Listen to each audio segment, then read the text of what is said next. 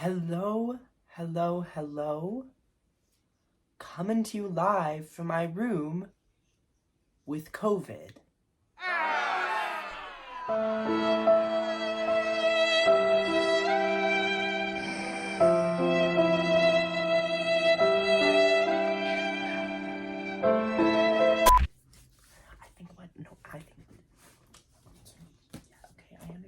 understand. Okay. Everyone in there. Oh my goodness, I'm so sorry. You're not supposed to see this. This is behind the scenes. Well, it looks like we're all ready anyway, so welcome to the Tony Awards for books. Yeah.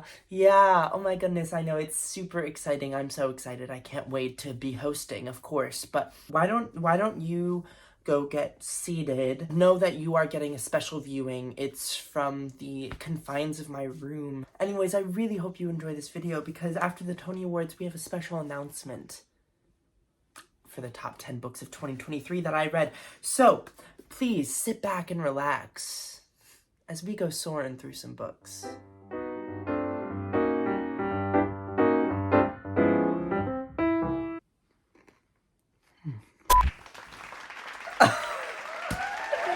Oh, you stop, guys. No.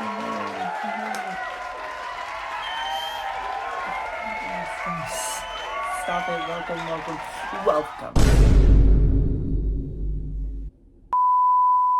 To the 2024 Tony Awards Book Edition for my 2023 reads.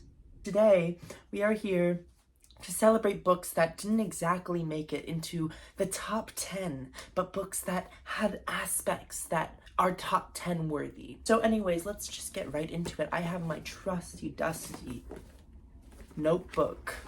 This notebook has all of the nominees for our Tony Awards Book Edition. So, let's just get right into it.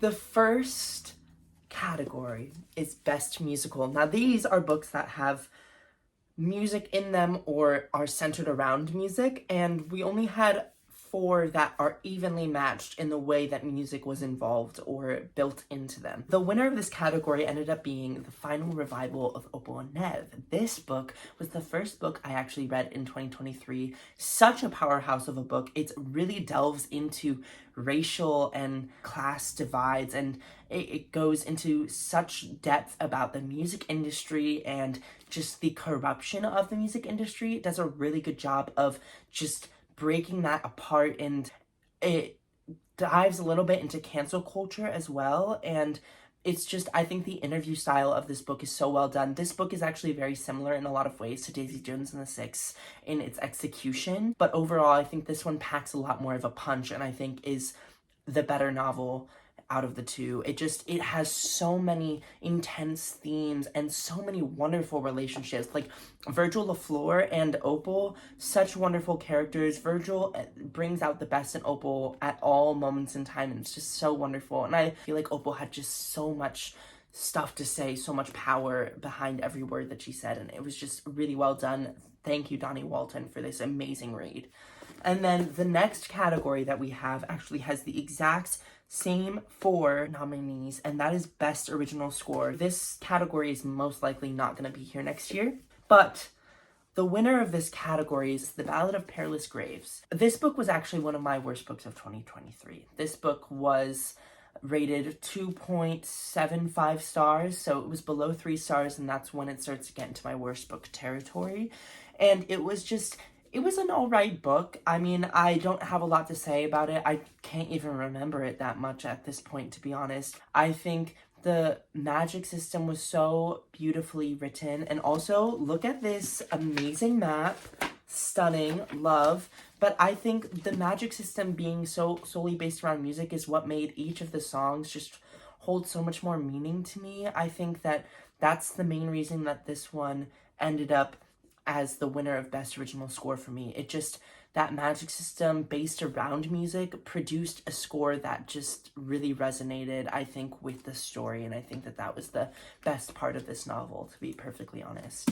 Now, our third category is Best Revival. Now, this goes to a book that is either a continuation of a series that I'm continuing, or that I continued in 2023, or it's a retelling of a Greek myth, or an old story, I should say, like a Greek myth, a fairy tale, etc., etc. So not all of these books fit into the exact same category, but they are all revivals for me. So the winner for this category was A Day of Fallen Night, written by Samantha Shannon.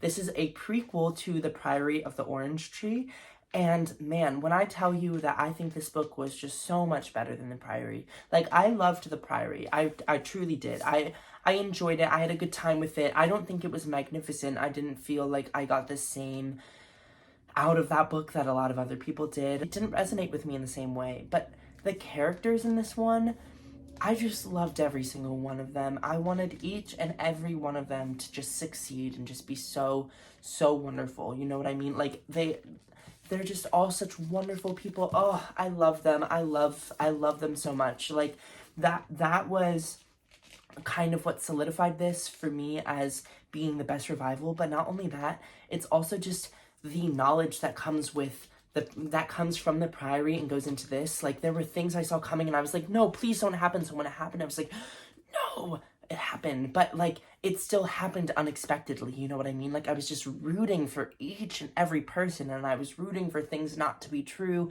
And I think that the plot in this one was also stronger. The storytelling was stronger. Samantha Shannon, I feel like, really grew as an author from Priory to this book, and I really enjoyed it. I couldn't put this one down. Magnificent book, loved it, and just a deserving winner. Coming back to this world was just so wonderful. Our next category is Best Book, otherwise known as Best Dialogue for me, between different characters within the books. Honestly, it really came down to two of the books. It came down to Gideon the Ninth and Everyone in My Family Has Killed Someone, and I ended up giving it to Gideon the Ninth by Tamsin Moore, and this book was just such a blast. I remember picking this up, or actually this book was recommended to me. It was gifted to me in a book subscription by a friend, and they recommended it to me because they said that it was just lesbian necromancers in space, and they said I would love it. And God, were they right. This was absolutely phenomenal. I just enjoyed the world building. Every single second of Harrow and Gideon together was just so much fun to watch their relationship. It was so much fun to watch their relationship develop. It was so much fun to see Gideon just kind of observe everyone. The characters in this were also just chef's kiss, like absolutely perfect. This book is just so much fun. It follows Gideon and the Ninth Gideon as her and Harrow, they go to the first house, and basically someone from each of the houses, except the first, of course, because the first house is basically God's house, is the insinuation. The necromancer and the necromancer's bodyguard from each other house is able to come to the first house to have kind of a competition to see who can become the next full-on necromancer. I don't think that's the exact correct description. I would have never done this to you. I would have never done this to you. Regardless, there was so much like mystery and intrigue in this novel, and so much just wonderful world building, wonderful character building, wonderful character development, so many fun puzzles. I had a blast, and I think the dialogue in this really shone through because it was just funny. I found myself laughing at a lot of things that were said, specifically, and a lot of things Gideon said were just so comedic. The comedic timing was really well done. Tamsin Moore really knows how to build characters, and this book was just absolutely magnificent. The next category that we have is Best Scenic Design. So many wonderful contenders for this, but I ended up going with On Earth We're Briefly Gorgeous by Ocean Vuong. This book made me stop for after I read it, I just had to stop for a second and just think about life and think about everything that was happening for me at the moment, because the writing in this was just so breathtakingly beautiful. It really, Best Scenic Design kind of just came down not only to world building, but also just the writing itself. And I think that that's why some of the nominees didn't end up winning, because this book just absolutely stunning. Little Dog was just such a beautiful main character to follow, and the letters were just heartbreaking. So many moments of just absolute pain and vulnerability in these pages, and Ocean Vuong really just brought this world to life so expertly. It was so well done. I felt so many things for these characters, and even though it's not on my favorite books of 2023, Ocean Vuong is most definitely becoming an author that I want to pick up again and just read that writing again, because that writing is just stunning and so gorgeous. Anyways, On Earth We're Briefly Gorgeous, stunning book, loved it, would recommend. The next category is Best Direction, and this goes to the author that I think just directed their characters in a way that made the story the most impactful and most entertaining, most really brought everything together at the end kind of feel, you know what I mean? And I thought about this one for a couple minutes, and then I ended up going with Notes on an Execution by Danya Kukafka. This was recommended to me by a friend while I was doing a show that I really disliked. They said that they had read this, and so I picked this up in November, which is long after the show was over, and this just like blew my mind. I think that the author just moved each character so expertly. I feel like each step of the way I was just like hooked. I didn't know what was going to happen next. I didn't know what was going, where we were going with everything. And the way the author directed the characters, the way the author just described the characters and did everything with the characters, it just made everything even more kind of bone-chilling and disturbing. And I just think that each perspective was just so well done. I think Danya Kukafka just has a brilliant pen, and I want to know what comes next. But yeah, this was magnificent. The next category is Best Ensemble. I ended up going with Legends and Lattes by Travis Baldree, because, my goodness, the characters in this are just so precious. Each character just builds off of the others so well. It's so beautiful. Such a wonderful story. I love this so much. It was such a wonderful read. I think I read it, I can't remember if I read it in November or December. I read a lot of things in December, but I just remember cozying up with this book and just really falling in love with each character every time. Like, I can't even. I think that the world in this was so well developed. It was so beautifully written, and just it was written with such love. Like, I felt the compassion from the author for his characters in this book, and I think that had the biggest impact on me, and I loved it. Characters magnificent.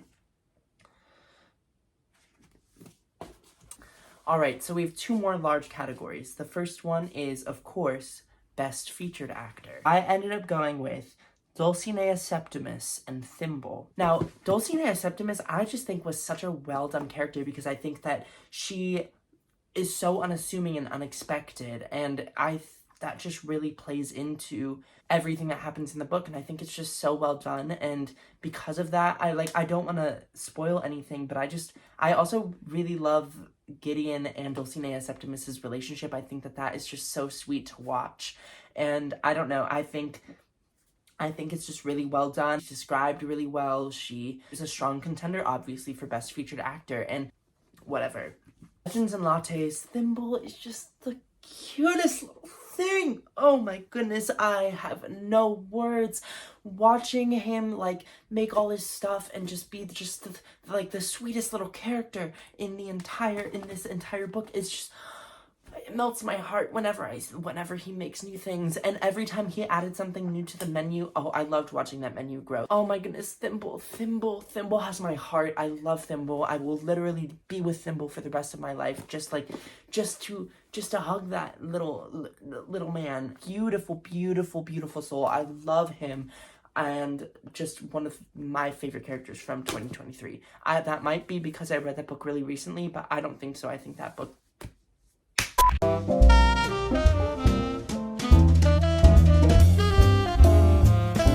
Anyways, finally, we have Best Leading Actor.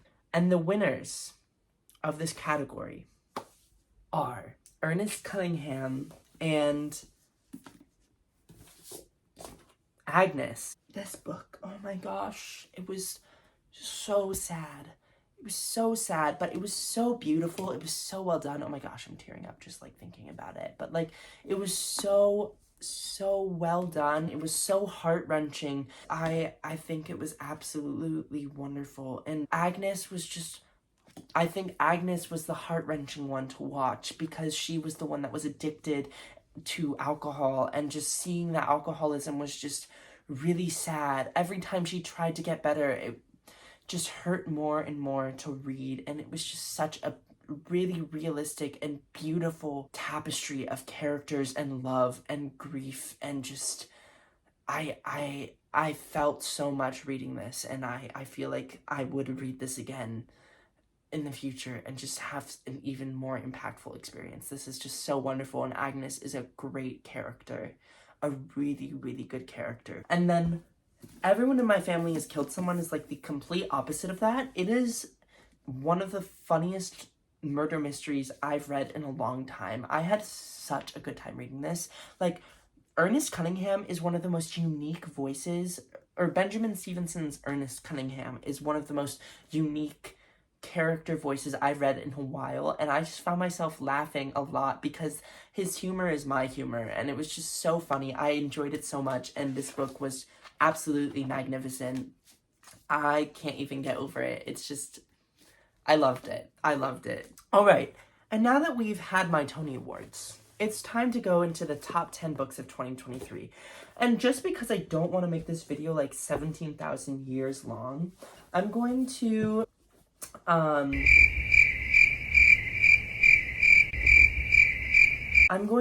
make this quick.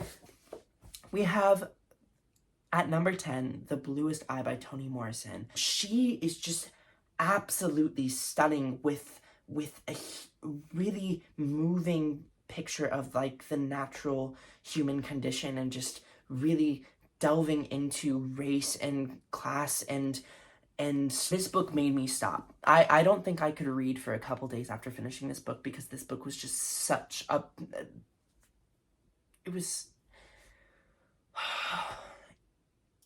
so impactful. There's so many wonderful quotes in this book, wonderful things. Toni Morrison has written an outstanding novel, and I can't even believe that this is a debut. I'm kind of at a loss for words with Toni Morrison's writing. Like, it's just so beautiful and so empathetic of the natural human condition, and it's just so beautiful. It's just read this book. The next book on this list is Hamnet by Maggie O'Farrell. This book hit me at the right time because it was just so sad. The lyricalness of the writing, the beauty of the empathy that she has for her characters, seeing Agnes get through her grief and process that loss is just so moving and so beautiful to watch. The fact that Shakespeare is not mentioned a single time in this book, like, he's mentioned but he's not named, is just so brilliant. Honestly, Maggie O'Farrell is literally one of the most brilliant people because of that. Like, this is just such a stunning portrait of family, grief, loss, and honestly the trappings of fame and the way that impacts a person. Such a stunning portrayal of grief that I think just hit me at the right time, and it was just so wonderful. That was 9th on my list. The next book on my list was Know My Name by Chanel Miller. This book I actually read partially for my queer theory class as a studying of my for my paper on sexual assault. Oh my god. This book was so heavy. And I knew that going into it. I felt a lot of the things that happened in here just on a personal level, and I felt that fear and just that terror, and seeing the injustice that occurred. Her experience is just so awful, but it shines a light on so many problems with the American justice system and how we deal with sexual assault in America. It's just so beautifully written. on top of being such a necessary story for people to read. If you have not read this, I think you should pick this up because it is so important, such a necessary read. The next book on this list is Small Things Like These by Claire Keegan, and this book was just so wonderful. It was such a wonderful story in like literally 120 something pages. It was one of the shortest books I read this year, but it was not the least impactful. Like, it was such a beautiful story. Bill Furlong was a pretty normal guy, but he was just such a wonderful character at heart, and I just loved seeing all of his thoughts and just living through his life and feeling his almost sadness at the mundanity of it. And it poses questions of the church and questioning religion and questioning practices and the tradition. And I think that it's also a really good exploration of just community values and family as a whole. And I will definitely revisit this at some point in the future because it's one of the most magnificent little books. I loved it so much. It was such a treat of a novel. Then coming in at number 6 is a book that I actually expected to be higher, but is here because the other books on this list are they're just so magnificent as well. But like, this is part of my all-time favorite series, and that's Heartstopper Volume 5. This book is just a warm hug. I think that everything about Heartstopper just fills me with love, and I appreciate it so much, and I love it so much, and I think that this series will forever be one of my top series of all time because it's just so beautiful, so wonderful, and it's one of the series that has had the most impact on me as a human being. I have no words for it other than I love the art style. The way it tackles certain issues is just done so well and so beautifully and so tenderly and with so much love and empathy and sympathy, and I think that is what really makes these novels shine through as something that has impacted more than just me and more than just my generation, but generations of people, specifically like through the TV series as well. Now we move on to my top 5, and that starts with The Dragon Republic by R.F. Kuang. This book was absolutely stunning, absolutely magnificent. I loved this book, I think, the most out of all of the other books. It was peak. It was so good. The pacing in this novel was magnificent.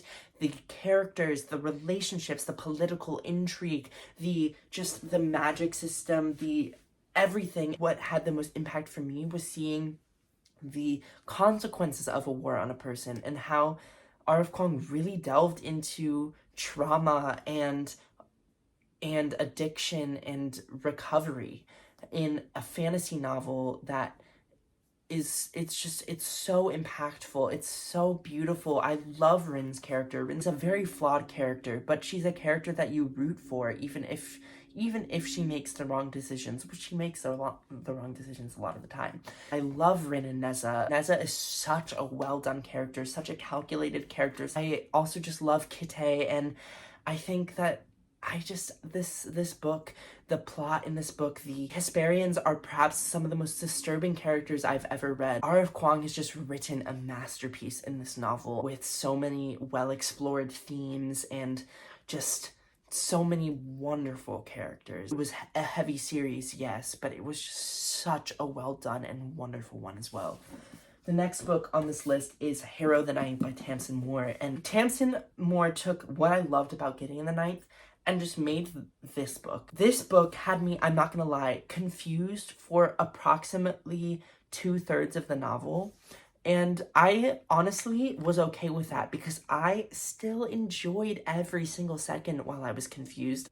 I was eating everything up. I love the character relationships. I love Harrow. I love seeing her come through and just trying to figure out what's wrong and what's going on. I love the intrigue. I love the lead up to the final part of the book and knowing what happens at the beginning knowing what happens at the end at the beginning and then going past that once you get to the end.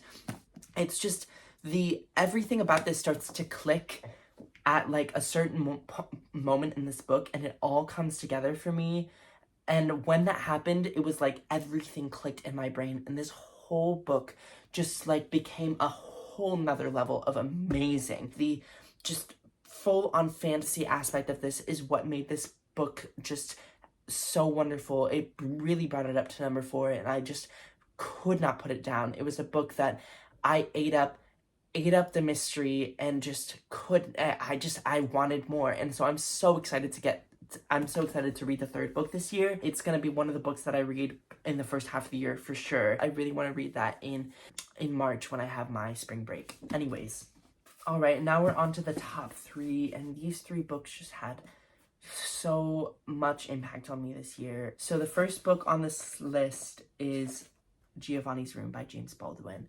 This is the 3rd best book I read this year. It is just a book filled with brilliant relationships and a compassionate and empathetic understanding of the natural human condition as well. Just like Toni Morrison, I feel like James Baldwin has a really, really strong understanding and grasp on what it means to be human and what it means just especially in America. James Baldwin does this really, really wonderful critique of kind of white American masculinity and men in this book, and it's just such a beautiful, beautiful portrait of love and acceptance, and it's heartbreaking. It's honestly, it's heartbreaking.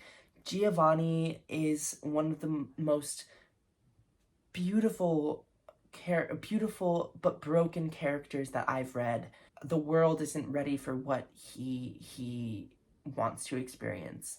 The symbolism of Giovanni's room is absolutely brilliant. The way that it switches up halfway through the novel is so well done, because you see this, it's starting out as a form of hope and love and home, and then it becomes a cage, it becomes a trap, it becomes a way to keep David here in Paris. The themes of race and sexuality and class and identity are so expertly interwoven into these pages. I loved this. I loved this. And I would recommend this to everyone. James Baldwin is a literary genius. So anyways, that's the 3rd on my list. 2nd is Open Water.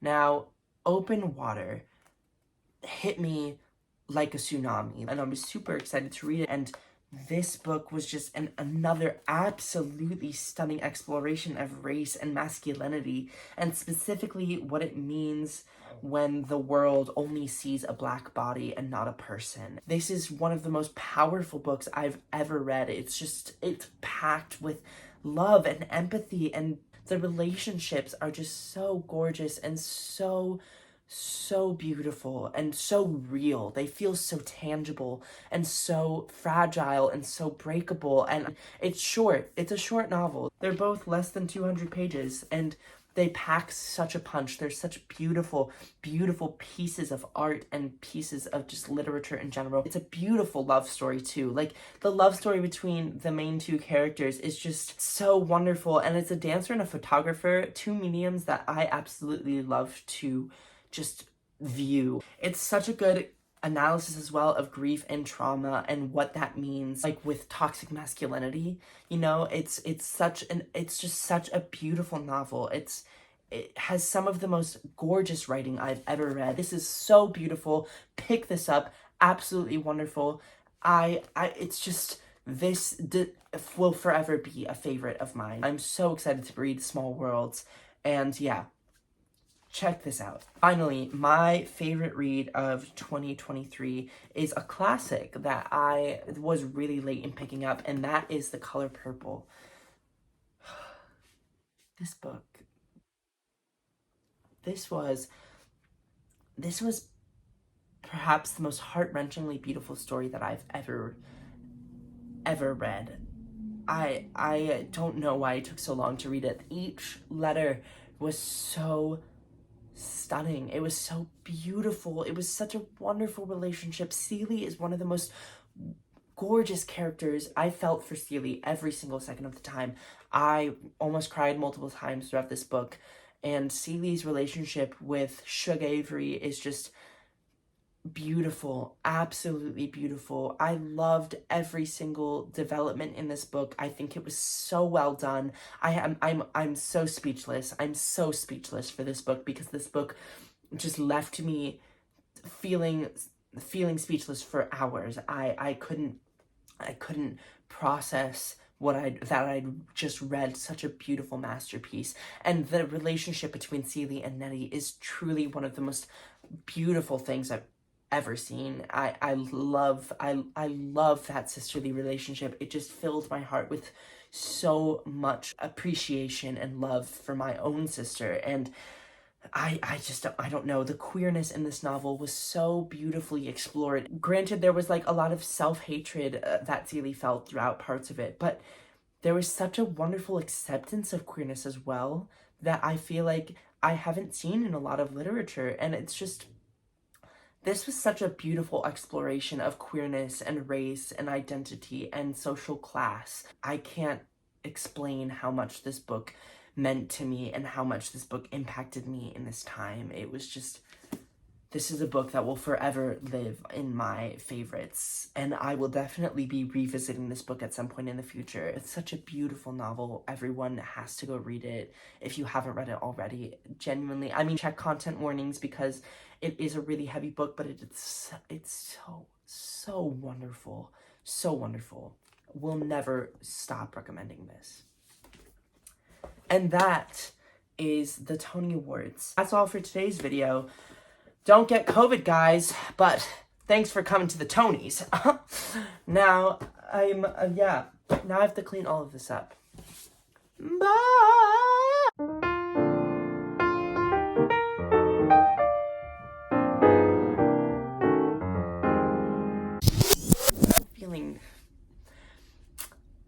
I feel like this film is gonna be like very chaotic. So poignant. Poignant? I don't think I'm pronouncing that right. Oh. What does that say about me? Oh no. I'm falling. Yeah. On the outside, always looking in, will I? Waving through a window,